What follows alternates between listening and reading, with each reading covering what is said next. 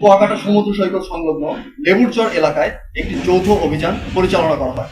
অভিযান পরিচালনাকালে উক্ত এলাকায় অভিনব কায়দায় ফিশিং ট্রলারে সমুদ্র পথে পাচারকালে জালের মধ্যে লুকায়িত অবস্থায় 1,00,000 পিস ইয়াবা সহ 16 জন ইয়াবা পাচারকারী নবী হোসেন, মনির উদ্দিন, সৈয়দ আলম, মোফাসেল হোসেন, মোবারক হোসেন,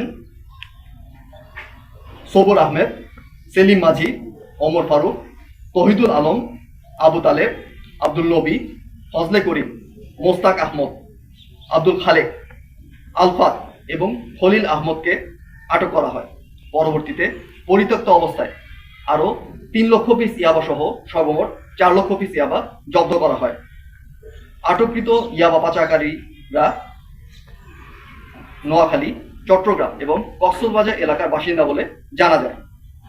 পরবর্তীতে জব্দকৃত আলামত সহ ইয়াবা পাচারকারীদের বিরুদ্ধে আইনানুগ ব্যবস্থা গ্রহণের নিমিত্তে মহিপুর থানায় হস্তান্তর করা হয়। বাংলাদেশ কোস্টগার্ড ভবিষ্যতেও এ ধরনের মাদক বিরোধী অভিযানে অব্যাহত রাখবে।